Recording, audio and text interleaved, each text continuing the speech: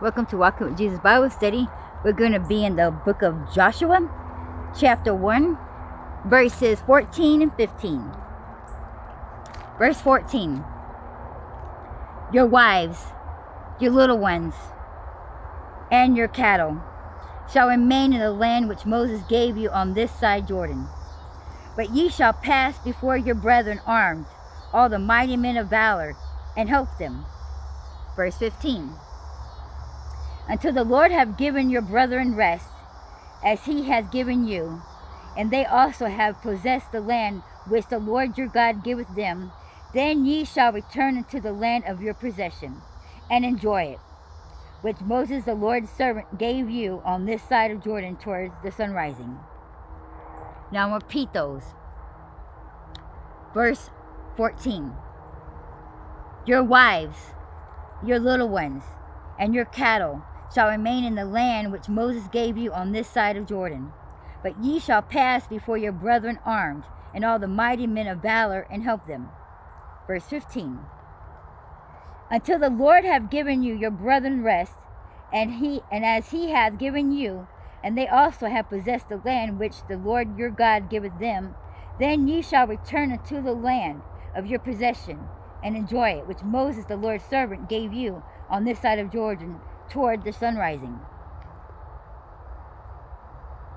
The eastern tribes of Israel found their promised land upon God's promise, but they were not to ask to simply settle there on a wait of his followers to come flooding in for comfort and safety. What was asked instead was to extend his word beyond.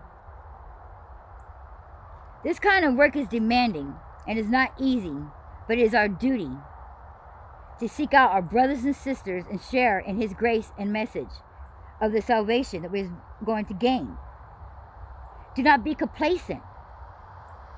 Comfort one. Comfort each other. Also, these two verses are referring to before they entered into the promised land,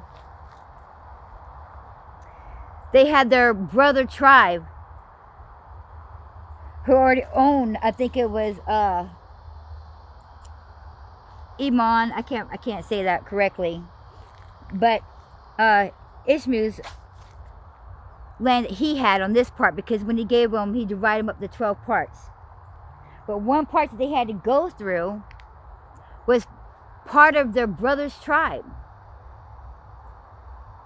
before they was held into captivity.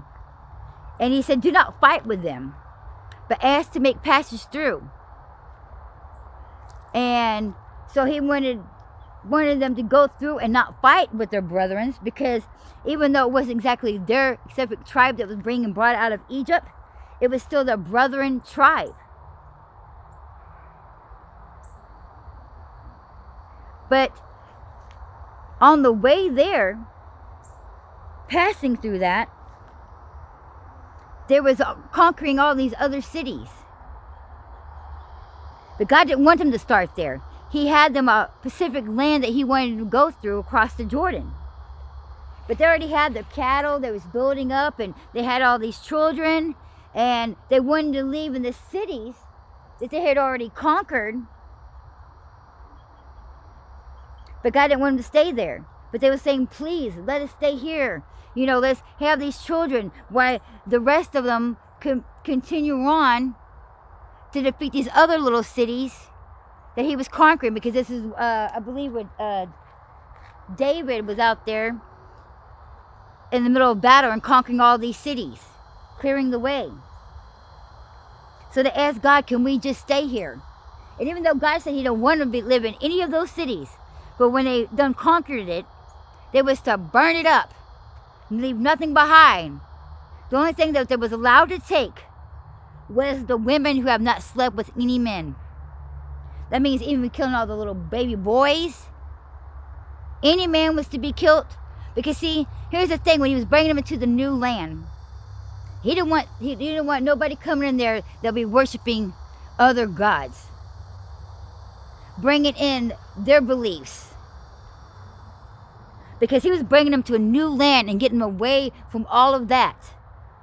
so that they would only obey God. They would only worship God. And here at this point, God allows them to do so. Even though it's the very thing he didn't want them to do, because he had a plan. He didn't want them to rest nowhere. He still wanted them to wander around in the wilderness and to conquer all these other cities, to demolish all the evildoers.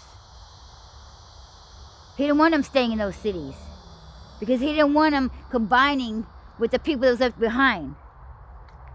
But he did so because of their bickering and their complaining. He allowed them to.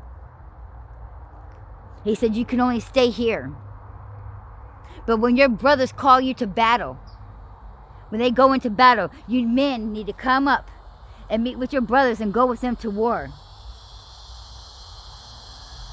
to conquer the rest of the other cities. And once you do that, then you need to pick up and move, instead of letting the children all wander around and the cattle go around.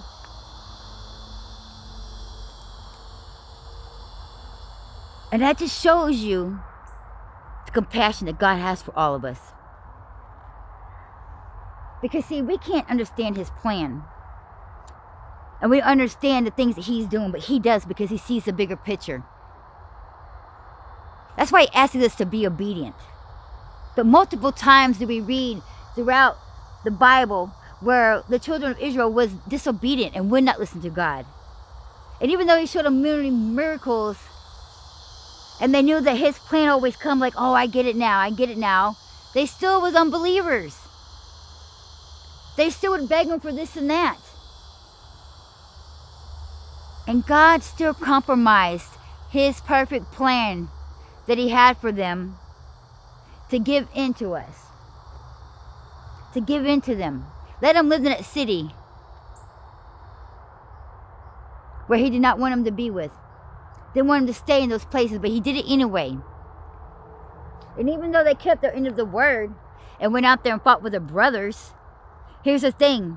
They brought those women that had not slept with other people. At first, God should just kill everybody. But they brought these women, and they had a conversation with God about it, saying, but we need women to put up our tribe. We don't have any more. He's like, okay, but make sure that you bring women that's never been with anybody. So when they grow up, then they can be with wives. But see, that first group that they had did that, some of those women were already old enough and had their own beliefs. And again, that started another thing of corruption of God's perfect plan. See, if they would have just listened and not complained, and just waited to go throughout God's perfect plan that he had, there would have not have been that corruption that would have kept on.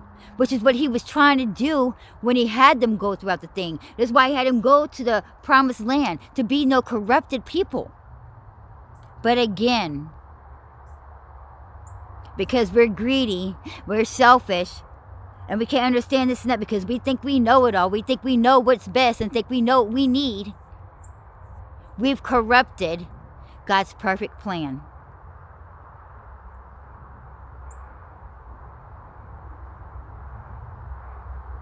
And that's what these verses and that story is telling us. Not only did he be compassionate enough to listen to us, I was like, okay, go ahead, see for yourselves what happens. And so it shows that God, no matter what, he still has compassion for us. He still listens to us. As dumb as we sound, he still listens to us.